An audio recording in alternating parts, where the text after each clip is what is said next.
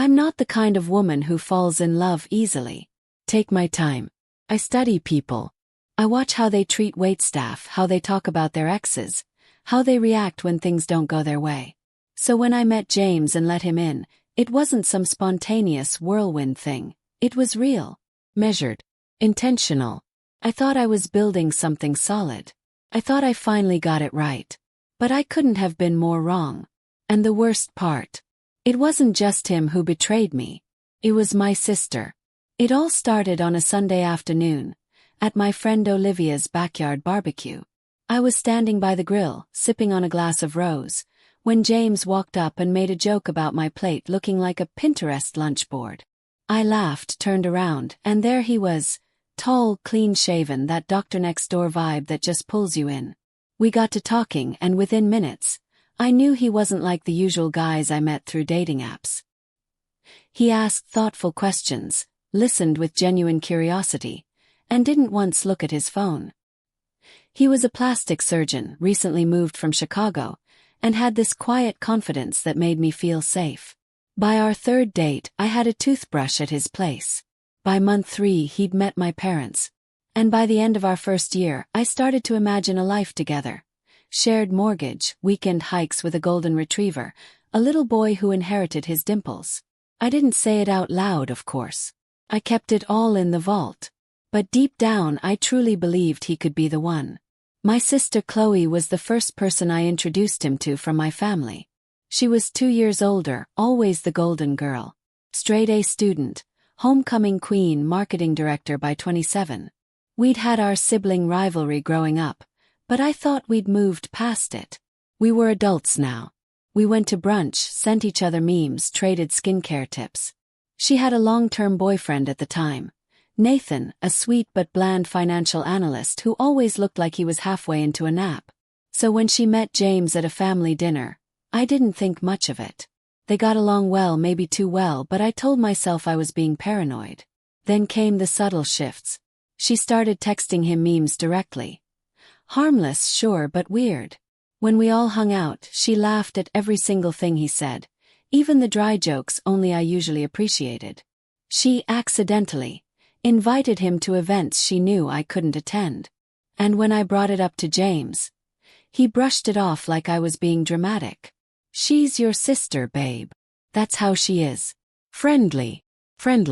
But I wanted to believe him. So I buried my gut feeling and focused on our relationship. But things started to cool. He became distant, less affectionate, more distracted. He said work was crazy, that he was burned out. I offered support, cooked for him, gave him space when he needed it. But one Tuesday evening, right after I'd made his favorite lemon garlic salmon, he looked me in the eyes and said, "Hannah, I think we should take a break." No explanation. No fight. Just a quiet surgical cut. Cried for a week straight. I couldn't eat. I couldn't sleep. I walked around the apartment wearing his old hoodie, replaying every conversation, every kiss, trying to find the moment it all started to fall apart. 3 months later, Chloe invited me for coffee. She said she had something important to tell me and wanted to do it face to face. I knew. Before she even opened her mouth, I knew. But I still wasn't prepared to hear it out loud. "I've been seeing James," she said, almost gently, like she was doing me a favor by telling me. It just kind of happened. We reconnected at Mom's birthday dinner. And I didn't plan this, Hannah, I swear. But we're happy. Really happy. I didn't scream. I didn't throw my coffee. I didn't even cry. I just sat there, staring at the woman who used to braid my hair and cover for me when I missed curfew. I felt something break inside me. Not a dramatic shatter, but a quiet, precise snap. The kind that echoes through everything after. I stood up. Left. I didn't respond to her texts. I didn't go to Thanksgiving. I deleted James's number. I told myself I was done. But life has a twisted sense of humor. 6 months later, Chloe called again. She was engaged. James. And wait for it, she wanted me to be her maid of honor. I remember sitting on my bed, holding the phone, heart racing, bile rising in my throat. For a second I thought it was a prank. But Chloe's voice was trembling with excitement, and she kept saying things like, This could be a healing moment for us, and I want my sister by my side. What kind of person does this? What kind of woman steals her sister's boyfriend and then asks her to fluff her veil? I should have said no. Any sane person would have. But I said yes. Because part of me, maybe the part still clinging to the fantasy of a normal family, wanted to believe I could be bigger than the betrayal. That I could take the high road. That I could look her in the eye and say, "You didn't break me." So I agreed to stand beside the woman who broke my heart and smile for the camera. The next few weeks were a blur of dress fittings, Pinterest boards, group texts about floral arrangements. I was looped in on every detail, forced to play the supportive sister while pretending I didn't want to scream. Chloe acted like nothing had ever happened. James barely looked at me. And every time I tried to convince myself I was over it, I'd get a whiff of his cologne or hear his laugh in the next room and feel like I was drowning in invisible quicksand. The dress they chose for me was blush pink. Flowy, feminine, off the shoulder. It looked beautiful on paper. But when I put it on, all I could see was a costume. Mask. Something I could hide behind as I watched them vow forever. I remember the day of their engagement party. My parents beamed like everything was picture perfect. Chloe and James moved like a polished magazine couple, kissing on cue, laughing on demand. And I stood in the background, champagne flute in hand, wondering if anyone else could see through the facade. That night, I cried in my car for 30 minutes before I could drive home. The truth is, I wasn't just heartbroken. I was humiliated, replaced by my own blood, and somehow expected to celebrate it.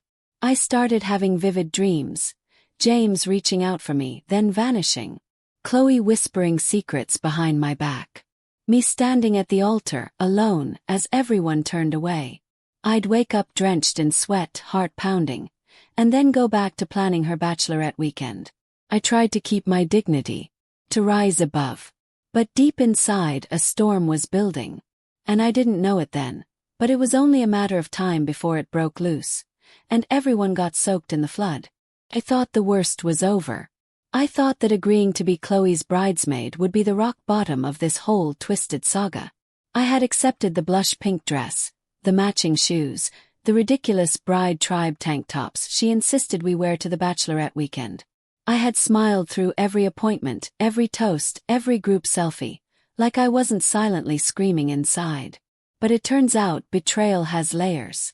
And mine was still peeling back, one jagged edge at a time. It started the night before the wedding. We were staying at this overpriced vineyard estate Chloe had rented out for the entire bridal party. Picture-perfect rolling hills, ivy-covered balconies, champagne delivered on demand. It was like stepping into someone else's Instagram feed. I was bunking with two of the other bridesmaids, both of whom barely knew me but had apparently known James and Chloe for over a year. I tried not to let that detail sting. We were sitting around in robes, sipping wine, painting our nails, when one of the bridesmaids, Ashley, leaned in and said something that froze me to my core. "So, has Chloe ever found out about James and Taylor?" I didn't flinch, but my heart dropped like a brick. "Taylor who?" Ashley's eyes widened like she realized too late that I wasn't in on the secret. Oh my God, forget I said that. Seriously. I thought she knew. But I didn't forget. Couldn't. I spent the rest of the evening with a smile glued to my face, nodding through dinner and fake laughing at stories, all while replaying that name over and over in my head like a scratched record. Taylor. Later that night, while everyone else was passed out or giggling drunk in the hot tub, I slipped out. I walked across the estate, barefoot on the gravel, all the way to the guest house where James and the groomsmen were staying. I didn't know what I was going to say. I just knew I needed answers. The door was cracked open, music humming softly inside. I pushed it gently and stepped in. And there he was, James, shirtless, barefoot, holding a drink in one hand and a phone in the other mid-laugh. He looked exactly the same and nothing like the man I used to love. He blinked when he saw me like he wasn't sure I was real. "Hannah," he said, voice slow and slurred. "You're not supposed to be here." I shut the door behind me. "Who's Taylor?" His smile faltered. Just a flicker, but I caught it. "Don't do this," he said. "Do what?" I stepped closer. Ask why the man who left me for my sister is cheating on her too. He laughed once, sharp and bitter. It's not what you think. I folded my arms. Then explain it to me. And he did. In a way. Taylor was a bridesmaid. Tall, stunning, the kind of woman who knew she was desired without needing to say a word. James had met her at Chloe's engagement brunch. Chloe had been busy showing off her ring, networking with the planner. Taylor had slipped James her number on a cocktail napkin. And apparently he'd used it. It was just once, he said. Well, okay, twice. It didn't mean anything. I stared at him, jaw clenched. That's exactly what you said about me. Remember? He didn't answer. I left before I could throw something. Or cry. Or scream. I walked back through the vineyard, heart pounding so hard I could hear it in my ears. My hands were shaking, my mouth dry, my entire body buzzing with the weight of what I'd just learned. The next morning was a blur of curling irons, mimosa towers, and forced laughter. Chloe was glowing, radiant in a silk robe, twirling with excitement, calling James her forever. I wanted to shake her. I wanted to scream. You don't even know who he is. But I didn't. 'Cause something inside me clicked. Calm, dangerous clarity. If she wanted her perfect wedding, she would have it. But it would come with a little gift. From me. At the ceremony, I stood behind her, holding her veil, watching James pretend to be a man he wasn't. I watched him kiss her hand, smile at her like he hadn't just confessed to sleeping with one of her friends. Kept my silence. But the reception. That was my moment. Started with the toast. I was the first to speak. Maid of honor duties and all. I stood, glass in hand, and looked around the candlelit tent, every eye locked on me. I took a deep breath and I smiled. When I first met James, I began. He was dating someone very special. Smart. Loyal. Thought she knew what love was. Chloe tilted her head, confused. A few guests exchanged glances. I went on. She thought he was different. That he'd never betray her. That he wasn't like the others. And maybe that was true for a while. James stiffened. I could see the tension in his jaw, the way his fingers tightened around his fork. Chloe's smile had frozen. But love, I said, swirling the wine in my glass, has a funny way of revealing who people really are. Sometimes it shows you loyalty. Other times, it shows you lies, secrets, affairs, and the cruelest thing. It doesn't even apologize. The tent had gone dead silent. To Chloe and James, I said finally, lifting my glass. May your love be stronger than your silence. And may the truth always find its way to the surface. I drank, slowly. Then I sat down. The rest of the night unraveled like a slow-motion car crash. Chloe pulled me aside in the bathroom, eyes wild, demanding to know what that was about. I told her. Everything. The late-night confession, the napkin, Taylor's name, all of it. She didn't believe me. Not at first. Called me jealous. Called me vindictive. But when I showed her the texts, the ones I'd taken pictures of from James's phone while he was distracted, she broke. She ran out of the bathroom, mascara streaking down her face. Found Taylor by the bar. There was shouting, glass breaking, people turning to look. James tried to intervene, but Chloe slapped him. Hard. Right in the middle of the dance floor, under the twinkling lights and carefully curated playlist. It was chaos. Guests started leaving. The cake went untouched. The DJ played Beyoncé's Irreplaceable, and I almost laughed out loud. I slipped out before the night ended. Took an Uber back to my apartment. Took off the blush pink dress, folded it neatly, and tossed it into the trash. The wedding didn't last. Of course it didn't. They separated within 2 weeks. Chloe deleted all the photos. Moved out of their shared loft. Taylor vanished from the group chat. And me. I didn't feel victorious. I was free. Free from pretending. Free from being the bigger person. Free from believing that family always means loyalty. Because sometimes it doesn't. Sometimes the people who share your blood will hurt you in ways no stranger ever could. And when that happens, you don't owe them your silence. It's been 8 months since the wedding. 8 months since I stood in a blush pink dress and toasted to a lie. 8 months since I watched my sister's perfect day unravel, thread by painful thread, beneath a canopy of fairy lights and champagne dreams. And in that time, I've learned that healing doesn't come all at once. It comes in strange waves, sometimes soft and quiet like the tide at dawn, sometimes brutal like a storm that catches you mid-step. The truth is, I didn't speak out that night to ruin her wedding. I spoke because I was done carrying the weight of their secrets like a punishment I never deserved. I spoke because silence had turned into self-betrayal.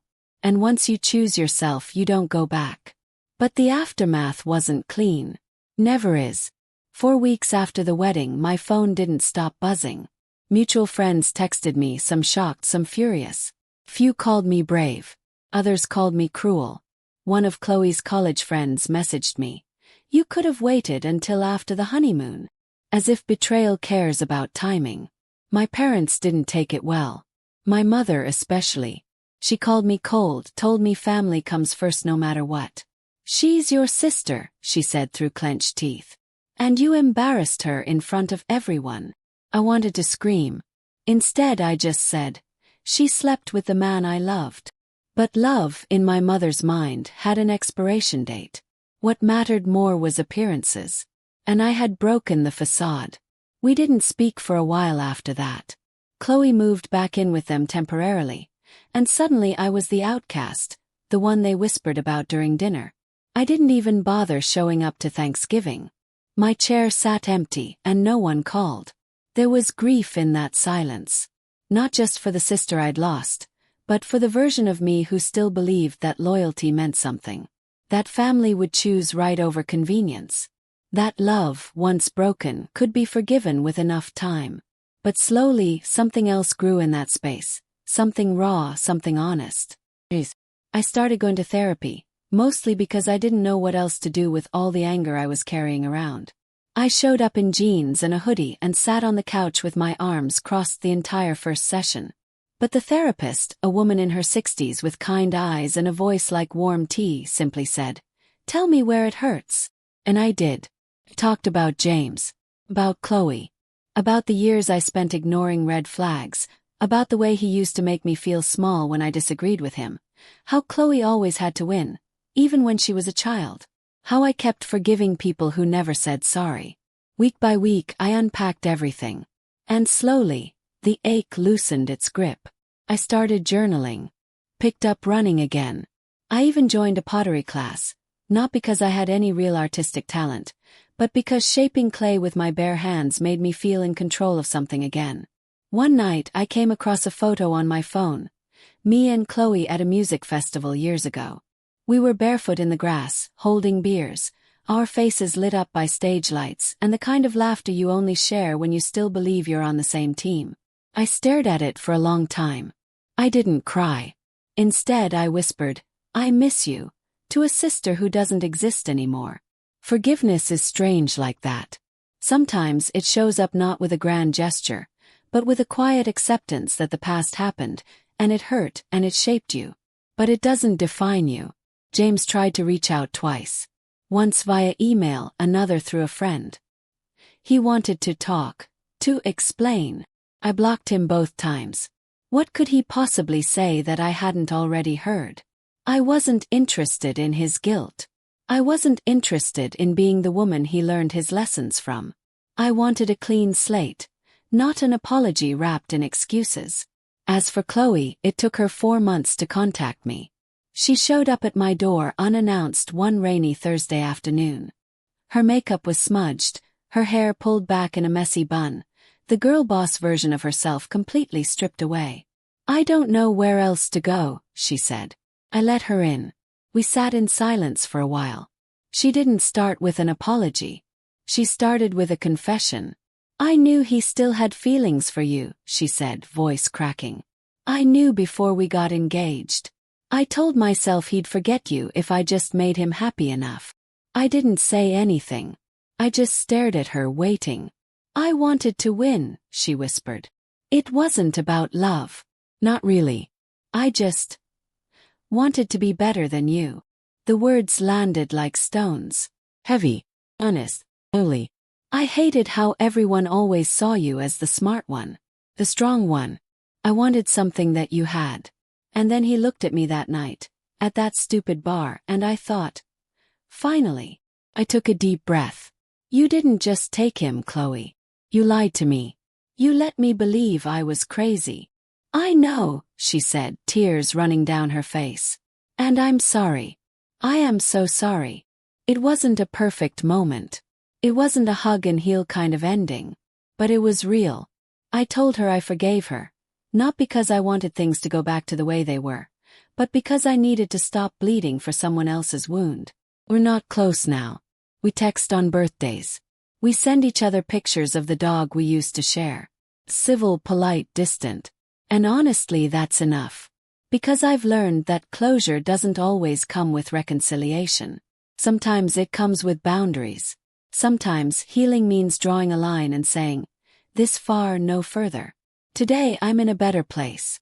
Not perfect. Not unscarred. But better. I've started dating again. Slowly, intentionally, with a heart that knows its worth. I no longer shrink myself for the comfort of others. I speak up, even when it's inconvenient. I trust my gut, even when people tell me I'm overreacting. And the next time I wear a bridesmaid dress, it'll be for someone who values honesty over image, loyalty over tradition. If there's anything this entire nightmare has taught me, it's this. Being the bigger person doesn't mean staying silent. It means knowing when to speak. It means choosing yourself, not in bitterness but in grace. And sometimes it means standing at a wedding with a broken heart and telling the truth anyway. 'Cause some stories need to be told. Especially the ones that hurt.